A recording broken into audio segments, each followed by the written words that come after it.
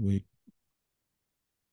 Hi, ladies and gentlemen, and thank you so much for tuning in and listening to our show. We always have exciting shows here, and we have people who have worked in the field and they're educated in the field. And I'm really honored to have a guest today. I had to squeeze him in because he's limited on time, but we talked the other day, and I had a fantastic talk with him about ETs and UFOs. But he's going to be going into other things during the show.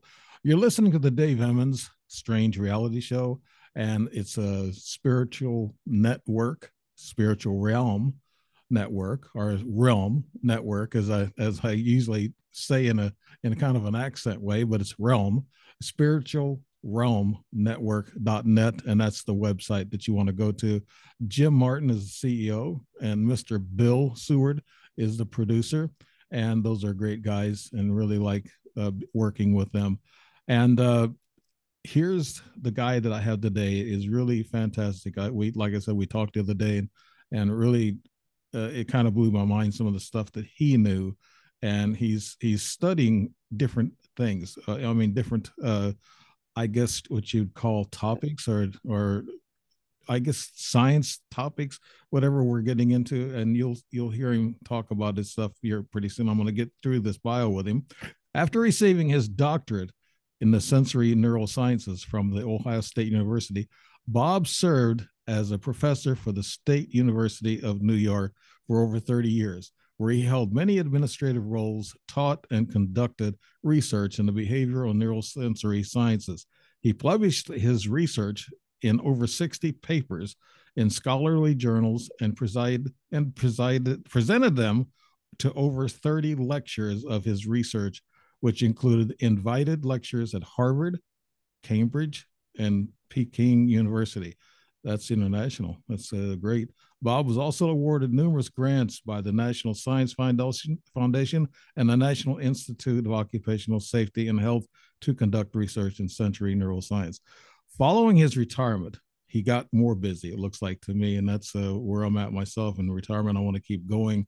Bob served on the Dr. Edgar Mitchell Research Foundation for research in the extraterrestrial and extraordinary experiences, where he published the results of their large survey study in the Journal of Scientific Exploration in 2019. He also published several articles in the Journal of Science Exploration and Edge Science, and given lectures on national and international conferences on consciousness, spirituality, transformative experiences, and unidentified anomalous phenomena. Bob has also published 3 books, and I will show them picture-wise, and so you get an idea of his books. And it's Unseen Forces. That's the one book that we're going to be talking about a lot today, because he's got a documentary and a film on that. He's also had Life After Death book that he wrote. He might share a little bit of that for us. And then, of course, what we talked about the other day is the UFO Phenomena by Dr. Robert Davis. And should we believe? And we had a good discussion, and we might just touch on that a little bit. But actually, he's talking about the first book, The Unseen Forces, mostly today. He's currently in a pre-production of a television docuseries in conjunction with Emmy Award-winning television producer and cinematographer David C. Beatty of Dreamtime Entertainment, Inc. The documentary, The Consciousness Connection. What is consciousness? And I'm sure we're going to learn more about that as we get to talking. I want to call you Dr. Davis. Is that okay? No. Just Oh, Bob is what's okay. fine. Bob is fine. All right. I always like giving credit where credit's due, because of all the work that you do in doing. No, we all have done the work, and we all deserve credit. I don't know how to tie my shoes, but I do one thing, pretty well. Okay. I'm like that too. But everything else goes. Yeah. Yeah. Just kidding.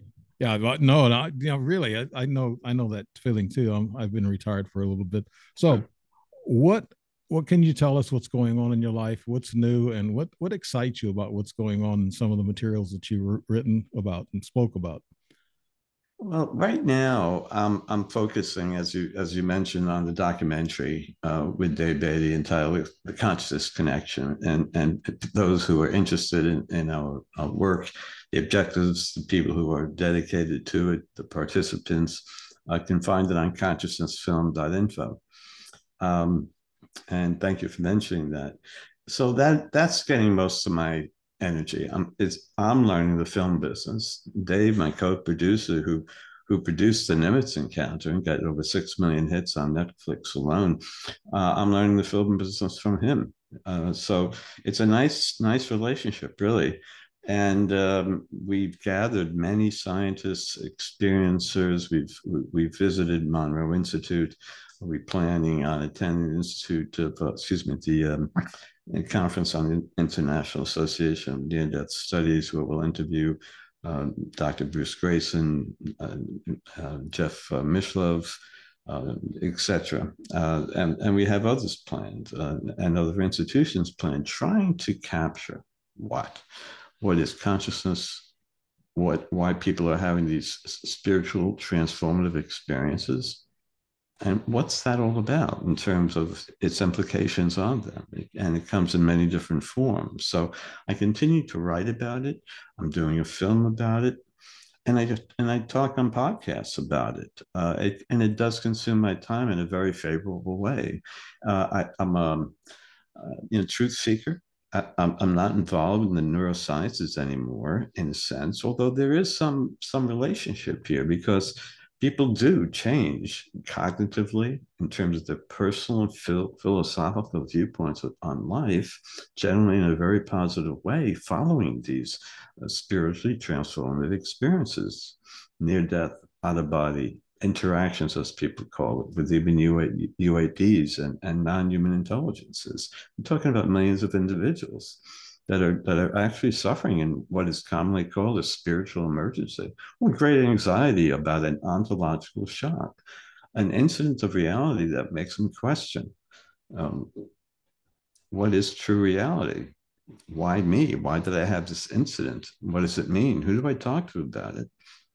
There's built up emotions, and there's a mixture of emotions, and that can be quite severe and overwhelming to the person.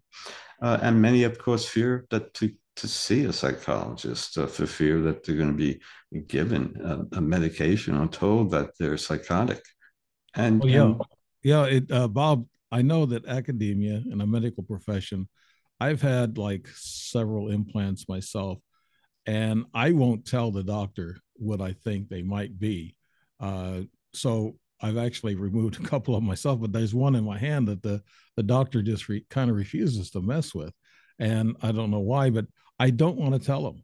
And you're right. We're afraid to tell the medical profession because they're trained in a certain way. They are not trained to accept, different things outside of the box. I guess, like experiencers that might have marks on them. I've had some marks on my legs too, and the doctors call it a rash. He didn't know what else. He was dumbfounded. But in academia, when you speak to colleges, are they receptive of a lot of your theories and your work? well, to your point, Dave, and you're certainly not alone with these implants. I do know Gary Nolan, and he would well, possibly be interested in looking at you. But your point is, he doesn't wear the white coat and will question you in terms of sanity, Right. and probably won't even bother. Write it off to a splinter or something like that. But the point is, he would look at it possibly because he's interested in that. And you might find a few people who would be willing to. Academia, well, they're opening up considerably in light of obvious recent events. And it's snowballing with how people are just coming out of the closet, so to speak. I just heard an interview. You may have heard it on other UAP Facebook pages. A retired admiral in the Navy, who he was just on board the USS Roosevelt, and he talked about their incidents with underwater sightings or submersible objects, USOs. Again, is acknowledged by the DoD, etc., as within the classification of a UAP. In other words, these things are seen, of course, going in the water with tremendous speeds. We can't do it. We know the story. But he's talking about it openly. Why? Like in academia, to be more accepted, that is, by academia, when they see people like him come out, Avi Loeb and his search using Galileo Project, ingenious, and I wish we had more people like him and Gary Nolan in the field, Right. so that could stimulate the interest of many academicians who are in the closet but are not willing to maybe openly discuss it, either because their experiences in one way or another had a spiritually transformative experience. They have to get tenure. There's no refereed, acknowledged journals that's going to accept research articles in this arena, and maybe in consciousness related matters. And you can make a case. I published a few articles in Journal of Scientific Exploration, Edge Science, but they're very selected places where you can go. And so it's not an area that academicians are not going to focus on. That, and it impedes that our progress in terms of a paradigm shift, which we need to make better sense of all of this, because all of this is real. Right. And, Bob, and I guess the academia we're talking about, I believe Harvard and a couple other universities are getting involved in this UAP study with the government. And of course, they're using their facilities and their research. This new disclosure type thing with the military has opened up the doors, I guess, in academia. I wanted to get into what you wanted to talk about, because I feel that anytime you have an ET experience, an abduction experience, there's some sort of spiritual transformative experience. And I know that you wrote a book on this, and this is what your documentary is going to be about. So let's talk about that, how that interrelates with people today, Bob. well, to your point again, the documentary is not really going to be about that. It's focusing on consciousness, Right. and looking at how whether or not consciousness is primary from a theoretical perspective, and the alterations of consciousness that people experience who need death, out of body experiences, maybe psychoactive drugs, among other things, and we'll show on-site experimental evidence that's being done at colleges. Institute of Noetic Sciences that Edgar Mitchell found. We'll get Gary Nolan at Stanford University, and again, he has tenure. Getting back to our prior discussion, and they know he's very heavily involved in this arena. University of Virginia, we were at. They'd done a lot of research in NDEs, OBEs, reincarnation. Ian Stevenson was there, Bruce Grayson, of course, among others. So you see, yeah, you're right. You see pockets of it. And I'm trying to find those pockets where they approach it from consciousness studies, scientifically, experimentally, theoretically, with publications and books behind them. Psychiatrists, psychologists, sociologists are involved in these various institutions, but few and far between. So it's an impediment in terms of our scientific evolution. We're stuck in this Newtonian world, which we sorely need, but it was not designed to answer the questions we all have fierce determination to address and answer with clear clarity, accuracy. And what's a UAP? What's an NDE? What all of that. Mhm. What's the interactions with non-human entities about? We did research, as you alluded to, when I was on the doctorate Edgar Mitchell Research Foundation, with over 3,200 individuals who claim to have interacted with UAPs and non-human intelligences. And that's the article I published with Dr. Russ Galpone, a good friend of mine. And we found many things. This was a survey of over 600 questions. Yes, no, agree, disagree, all binary, but more complex. And we checked it for reliability, validity, internal, that is. And it was validated in other studies, but we found that most of these individuals, that is approximately 80%, regarded the experience as generally positive. Right. That's how I see it too, Bob. you said something about our society today in the spirituality, and I think there's a lot of people that are in gloom and doom and depressed about what's going on in the world, and it affects us spiritually. And you just, I think, alluded to a little while ago. I may be wrong, but could you tell us the state of our society today as far as spirituality and this conscious attitude about things, Bob? It's it's very depressing. It's very depressing. You see some resurgence in introspection through meditative practices, yoga. There is an increase in that, and maybe COVID, if there's any good that came out of that, and forced us to remain more indoors. Maybe people, it forced us maybe to adopt other kinds of techniques to manage stress that those times were produced.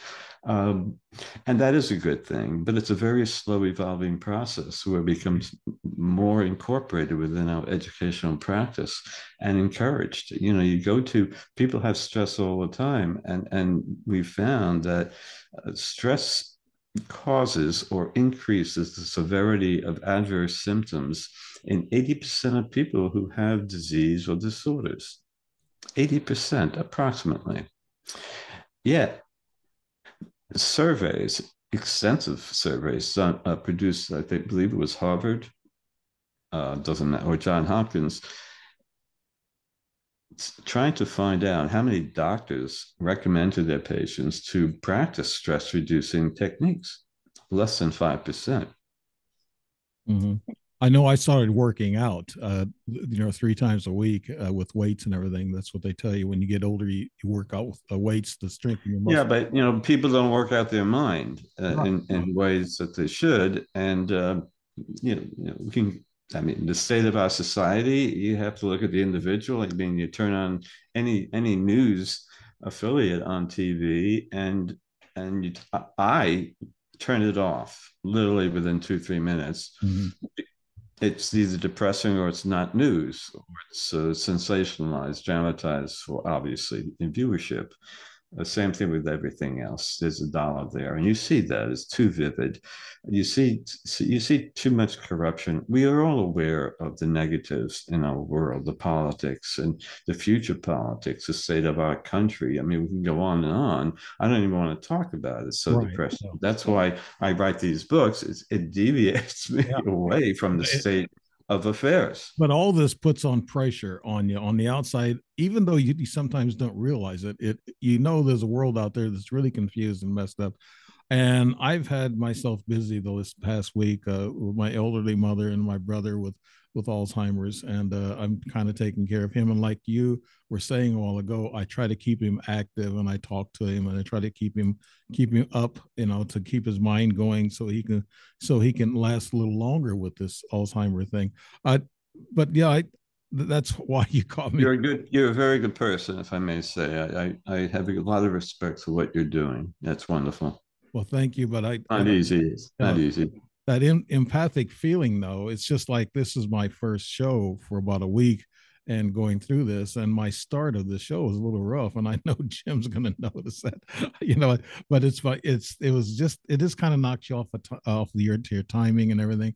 So we all experience it. I'm sorry. Yeah, yeah, and for me, doing this show with you and learning more from people that's studied and researched this stuff, it's great hearing, from people like you to put these puzzles together for myself and other people out there that might be listening that has a lot more problems than I do, or I think we've all become hermits. We stay inside. Most people I talk to, they have nothing to do with other people too much. It's not like it used to be. Like when the neighbor going to the next door on the front porch and they'll be sitting there talking to them. It doesn't happen like that hardly anymore. People are afraid to get out. I wanted to ask you also, we're going to follow the guidelines here so we can get this in. What are the triggers and types of perceptual features reported by those who have a spiritual transformative experience? And you told me one about yourself, and which was really exciting. Well, there are numerous triggers, let's say, that cause these. Let's call them STEs, spiritually transformative experiences. uh, when you grow up in the Bronx, it's hard to pronounce, to accurately. Easy um, for you to say, right? then I went to Ohio for a while, which kind of evened that a little bit, a little bit. Yeah. Um, these STEs come apparently in many forms, and they've been reported throughout recorded history, Bible, folklore. We see it in all different forms, from highly distressing events in one's life, to near-death experiences, even interactions that I mentioned with unidentified aerial phenomena, or anything that is so profound that produces that ontological shock, where they question reality, such as a Kundalini awakening, sensations of heat or energy that people describe shooting up their body, and an uncontrollable feeling, physiologically. They're not in control of the body, yet they feel bliss and are amazed that their body is jerking about and doing contortions. And they feel heat and that electric energy going up their spine, as it's often referred to as chakras, to the head. And they have that a sense of awareness and interconnectedness, unity, that so-called cosmic consciousness, whatever that means. Um, but that sense of duality, mind body, there is this distinction that people make when they have these STEs. I'm a mind or consciousness. I'm really separate from my body. And you kind of look at your body differently when it's doing that. Or you look at an event remote from you, like a UAP, or you see it, you're involved in an out of body experience, and you actually see your body below you, and you see people about, like an NDE. I've talked to many people who have had near-death experiences. I'm sure you have too. It's remarkable stories. What do you make of that heavenly realm interaction with deceased relatives and deities, etc.? But that triggers. These are various triggers. Even ingestion of psychoactive drugs, psilocybin, DMT, dimethyltryptamine, the psychoactive component of ayahuasca, can be very transformative and induce this STE in numerous ways. In fact, there's a lot of research that's being done at Johns Hopkins University where atheists are given psilocybin. There's approximately 50 of them. 40% of the 50 were atheists. After the psilocybin, I can't remember if it was one dose or a few, but after the experiment, guess what? The atheists now believed in a supreme being. Wow. And even months long after, that was how strong the interaction was. So the point is, if you have that kind of an external agent, whether it be a drug, a near death, UAP, etc., it's something that's so extraordinary that makes you question again reality. Yes, it does. That it made me question it, but these drugs, But it leaves you with extraordinary transformative outcomes. right? Spiritual, And yeah, spiritual. yeah, that well, that yeah, yeah. You were talking about these drugs. Are it, when they take these drugs, is it a for real trip to another dimension and seeing God, or seeing at these entities, or is it something that manifests nightmares inside your mind? Depends. It depends what it's used for.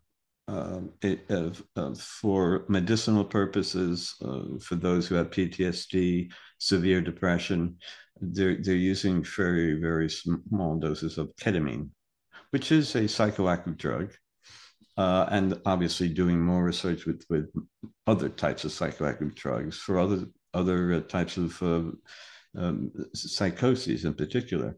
I know someone, a Connor Tanner, and he runs an ayahuasca farm in Brazil, and he learned herbal medicine from shaman for years. Lived down there. He adapted that life. He loves it.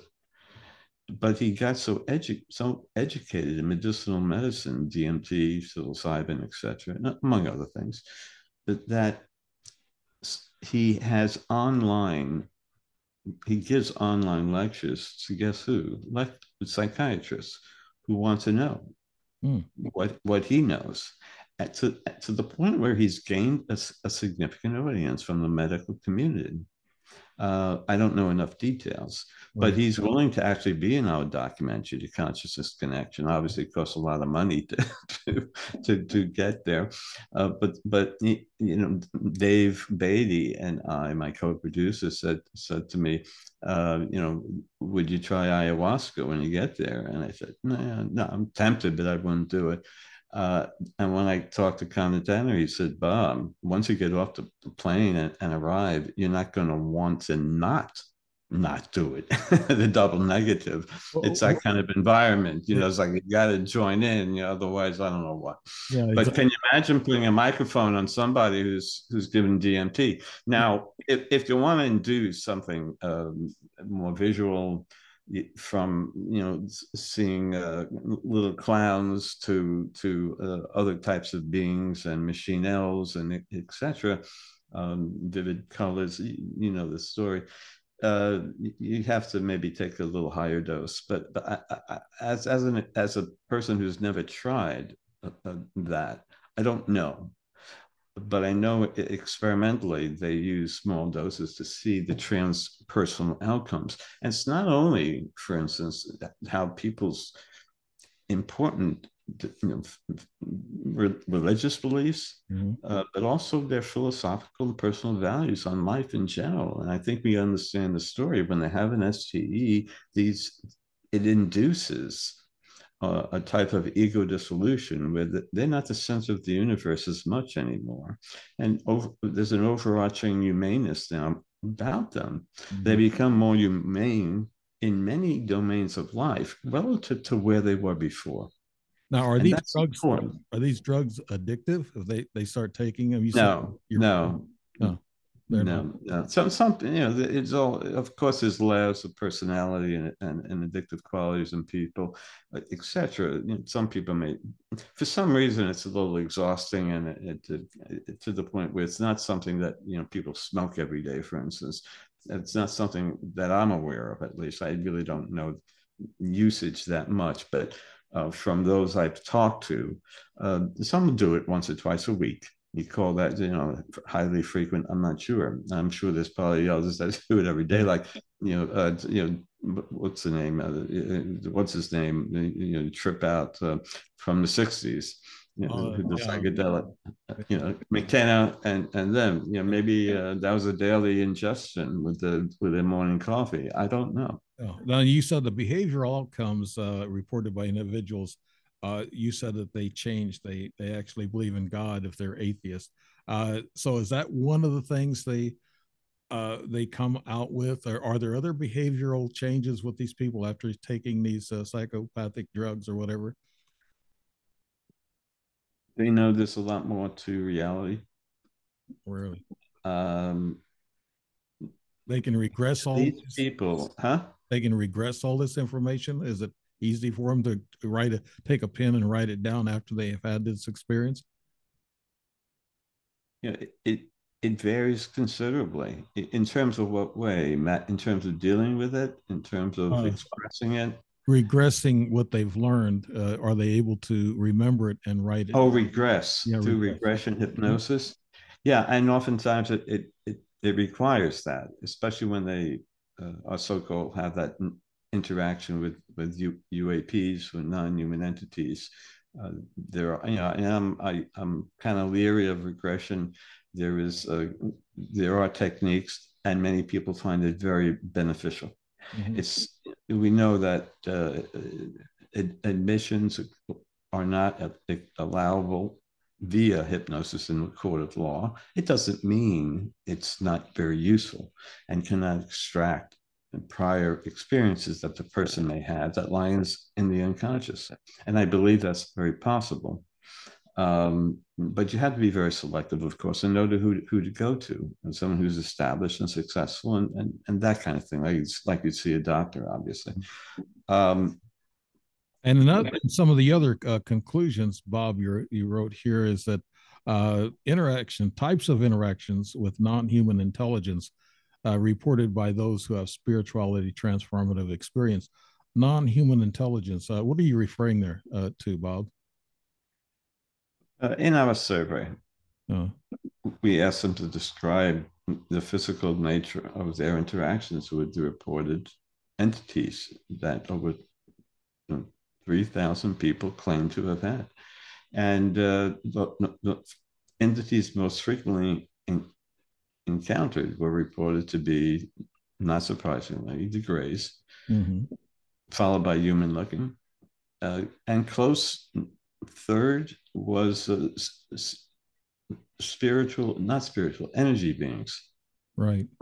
Energy beings. Mm-hmm. And then you have, of course, a multitude of others, the reptilians, the mantids, what we hear, but much less infrequent in nature. And the quality of the interaction in terms of negative, neutral, or positive was interesting.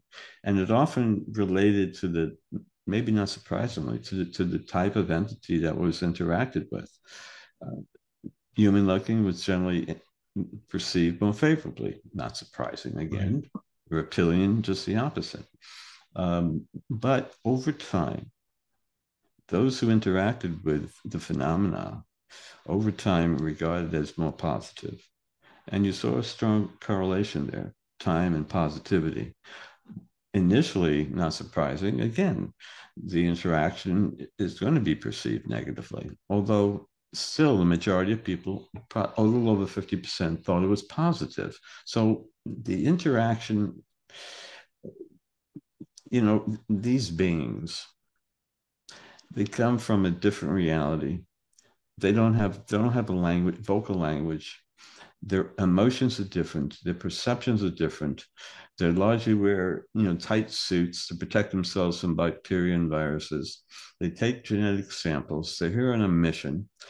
Their whole reality is so vastly different than ours. How can you carry on a normal conversation with these people? Mm-hmm. Yet they do interact with us telepathically. Mm-hmm. How can that not be scary in and of itself? To the point where it's realistic, you can easily distinguish it from your own thoughts in your mind. And that's commonly reported too. So it's so real to them. In some cases, it's very frequent in nature. Major experiences, as is referred to as. And over 80% wanted their interactions to continue. In a subset of about 1,500 people, 80.4%, to be specific, said that they did not want their interactions to end. So, Dave, I asked you, what does that mean? Yeah. Really, Yeah. what does that mean? I have the same problem, Bob. I've had regressed lucid dreams without taking these drugs, these helpers, I guess what you call them. But I didn't take any of those, and I had these regressed lucid dreams between 3 and 5 in the morning, and I can remember them quite well. I see in color. I actually can speak to them. But like you said, the couple of them that I spoke to, they did not speak back. They just looked at me because it was telepathic. They were telling me how to do things telepathic.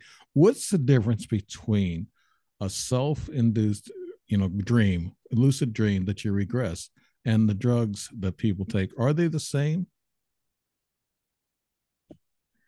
Drugs meaning DMT? Yeah, yeah, that bring back all these entities. Yeah. Well, look, you're asking a very insightful question. And as far as I know, no one has looked at that. And I could certainly be wrong. And I've read the literature quite extensively on psychedelics by David Luke, for instance, Griffiths from John Hopkins. And I don't recall in their semantic and thematic um, studies any aspect of looking at the relationship between that and lucid dreams. It There is obviously a dreamlike quality to that experience, Yeah. and but what they're generally more interested in is the EEG MRIs of the brain and the associated cognitive aspects of the reports of the people while they're having these experiences and the transpersonal outcomes pre and post. How did it change you? Did it make you more sensitive to the ecology of the planet, etc.? Um, in many ways. so um, what many people who do have the point is this: do the lucid dreams, they provide you with keen insight.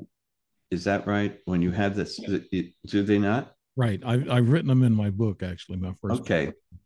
And the psychedelics also provide keen insight. Okay. Mm-hmm. So you're making me think about it.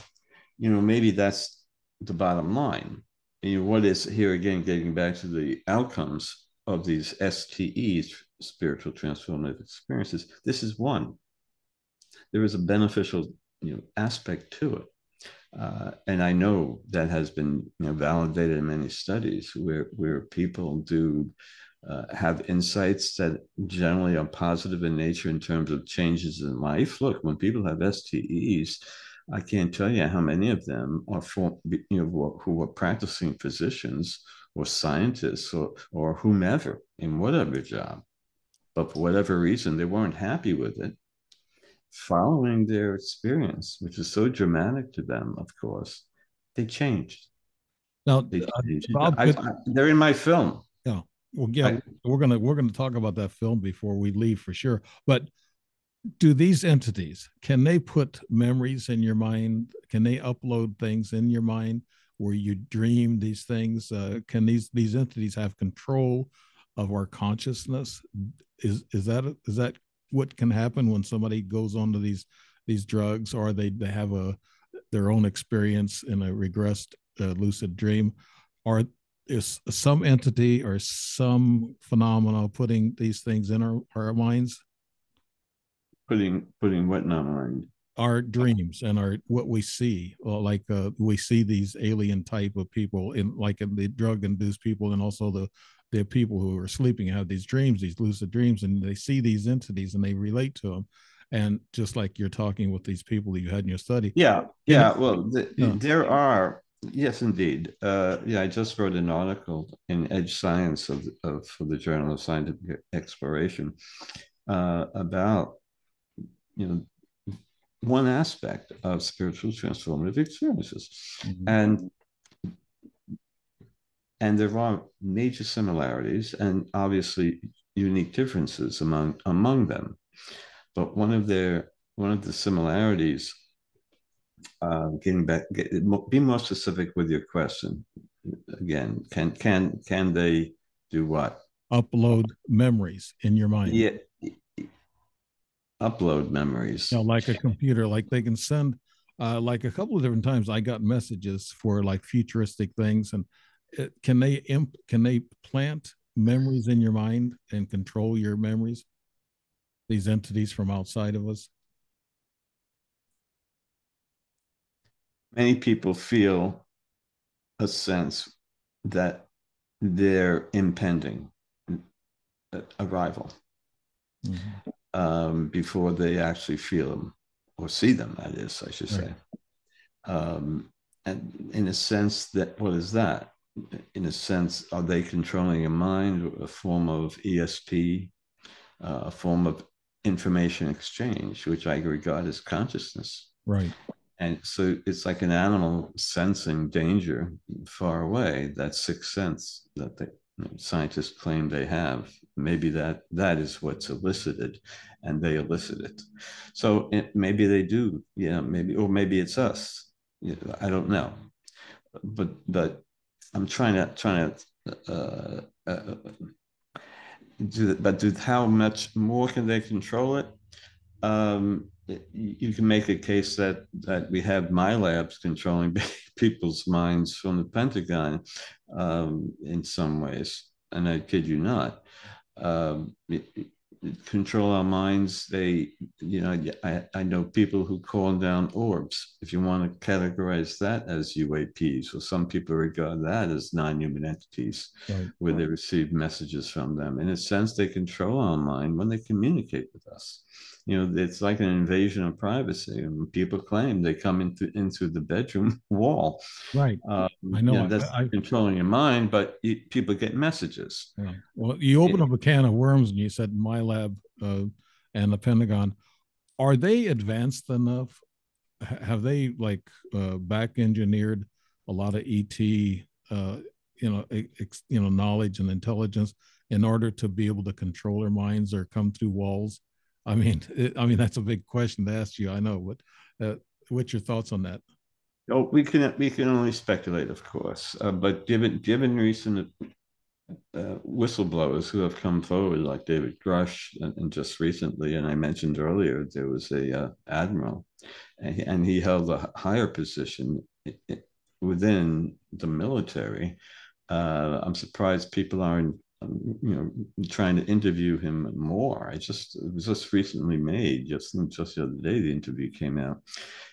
He's openly talking about interactions with UAPs, and now the government is there's an amendment to the bill under Arrow that the military must now make people come forward and report anything they know about unacknowledged access programs or anything related to UAP or back engineering, for instance, as you mentioned, or non-human entities that are reportedly, studied, recovered at Roswell, etc., at other places too. Three different sites, I think, is what Grush was referring to, um, and and you have to believe him. And his life has even been threatened. So why would one attempt that? There's Just yeah, there's in of other things. itself, it's highly credible for numerous reasons. He worked in the White House and then some. And I apologize if there's a lawnmower outside. Yeah, I hear That's that. background. Yeah, but I But I know that. I'm sorry. Go ahead. no, there are a few credible people that I am aware of. Uh, a biochemist in particular who claims to have analyzed these beings in great detail, um, and talks about their anatomy in great detail. I don't want to bore your audience with the Oh, many no, similarities to us and many differences. right. But there are, as you can see, when you look at these bipedal creatures that are humanoid looking, it's not surprising there are similarities and differences. No genitalia, no anus, etc., no stomach. It seems like they excrete through their skin, which is why they give off apparently a stench, ammonia, nitrogen, that people kind of claim that they have, Right. at least the grays. Again, we may be talking about different entities. I don't know. Back engineering to the point where my labs can use that kind of um, technique to invade one's mind. I don't even know if they need to back engineer that, because in the DoD, they came out about a year ago with a threat scenario, uh, which referred to research that they were doing to counter any external attack. And that included um, cognitive based human interface techniques, biophotonic weapons. Okay. And I forget the name of a few others that specifically refer to what you're getting at. Yeah, and our people You think, are interested in you, what the ETs are and what they look like. They are highly well, interested in that. But yeah, I are you're talking about this my lab, and it says, do we need a paradigm shift in science? Maybe I can throw that in there while you're talking about, you know, the my labs and the thought uh, channeling and things.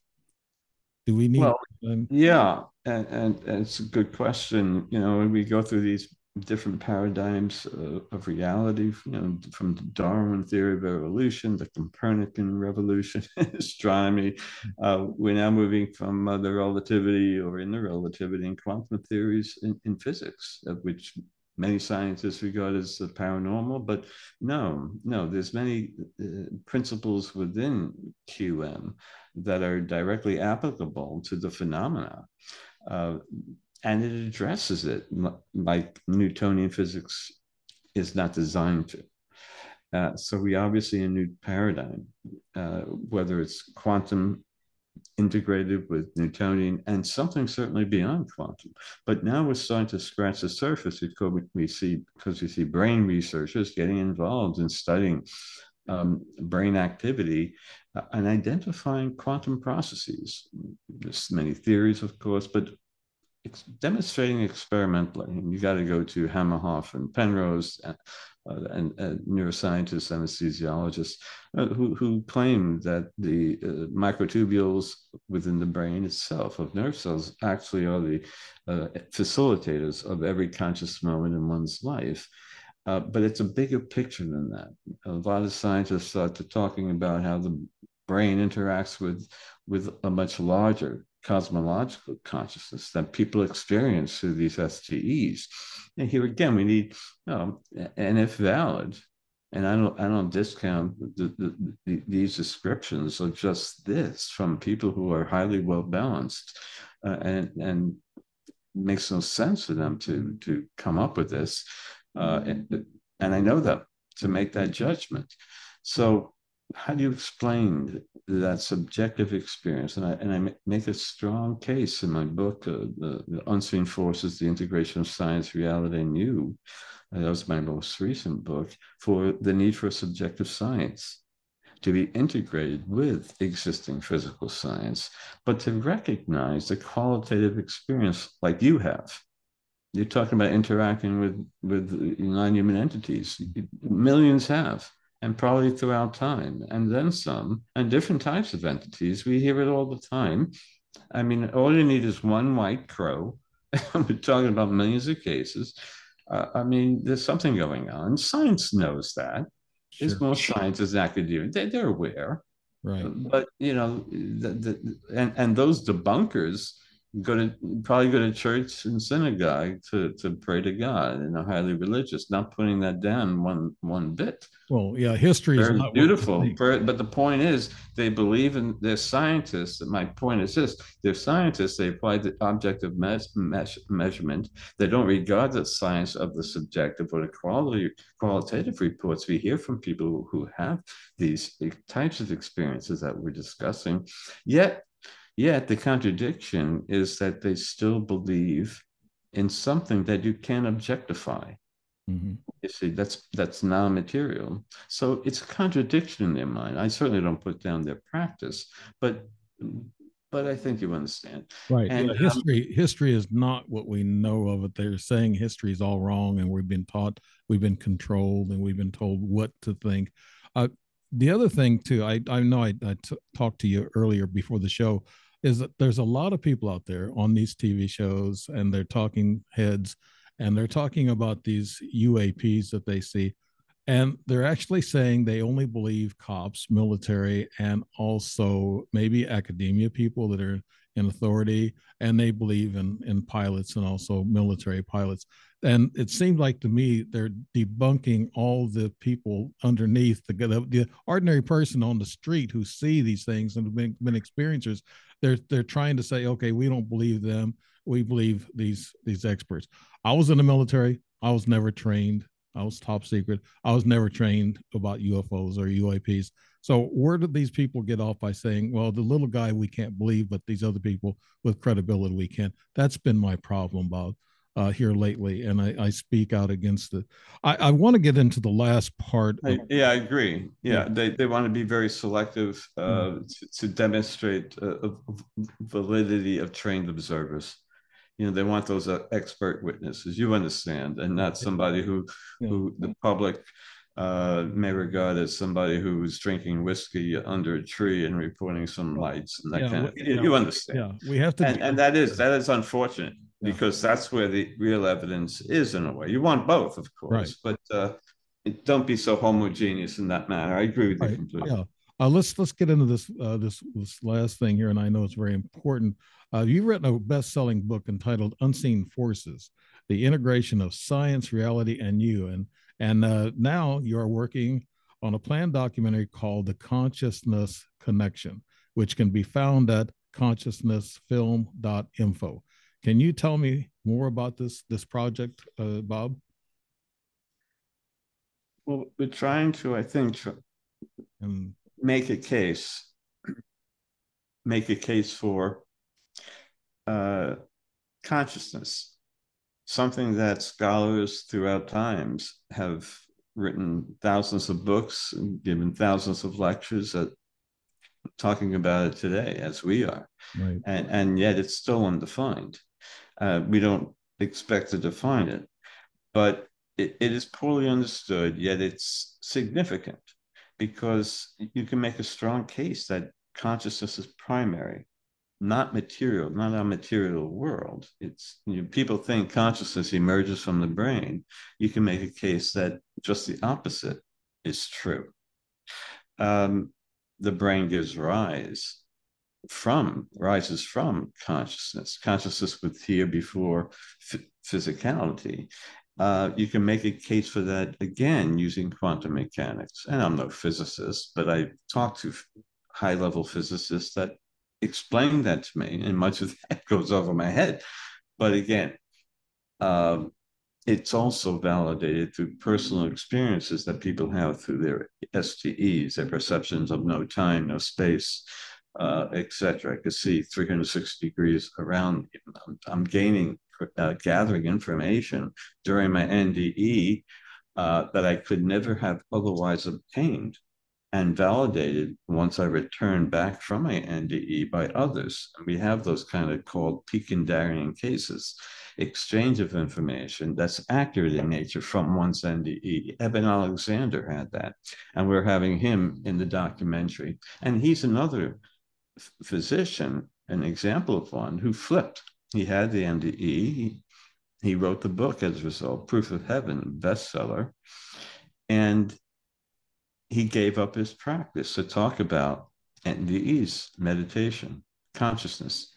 And Jeff Kripal, a noted philosopher, historian from Rice University, wrote a book called The Flip, where he documents 40 scientists who were just like Eben. They had this type of STE, and their perceptions on life, values, career changed dramatically. Dramatically. And I think we know the statistics, even those who have a near-death experience, 70%, I'm not sure how accurate this is, but I think there were two studies that showed the percent of people that have a divorce within 7 years of having their near-death experience was 70%. And that certainly is, the divorce rate is high as is, unfortunately, but that is higher than expected. So studies of that nature show that. But the point is this, I'm sorry to kind of deviate from the film. Consciousness, people need to be aware, I guess, of what I'm just talking about, the types of STEs that people have, how it changed their life, the experimental evidence and experiments, in a sense, that's being conducted at leading institutions that address consciousness, trying to quantify it, objectify it, so that the materialists, the scientists, maybe be more incentivized.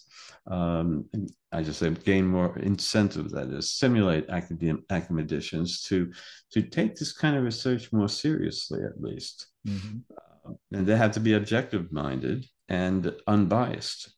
And there are certainly many, and I know many who do research, and they're also being incorporated, willing to participate, very happy to participate in our film. Well, that's great. When is this film expected to be done? We're still in the pre-planning stages. We're still searching for funds. That has a lot to do with the timing of release. With sweat equity, we have a GoFundMe page, so we're using that exclusively only for travel expenses. And we have to fly all over the country. We're going up to Arlington, Virginia, to the conference, near-death studies conference, and out to California and places in between.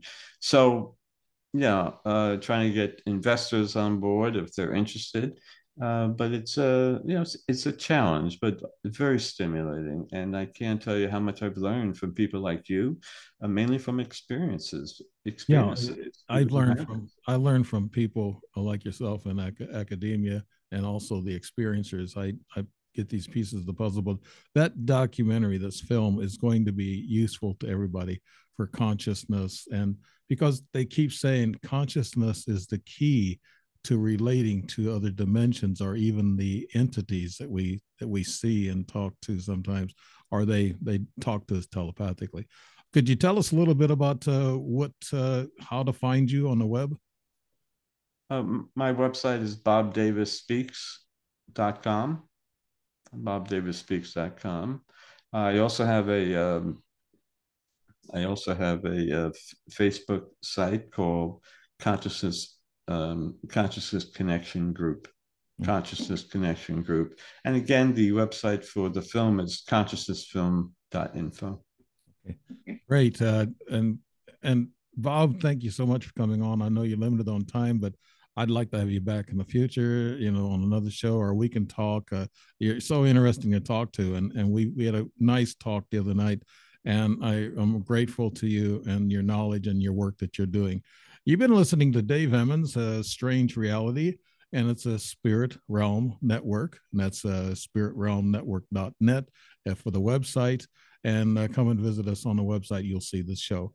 Thank you, Bob, and thanks to everybody for watching and listening. Thank you, Dave. Thank you for all you do for your listeners, and I encourage others to listen to your show. You have very stimulating guests, and I appreciate it very much. Thank you. Thank you, sir. Especially you. Now you're one of my top guests. Thank you so much. Thank you. Bye bye.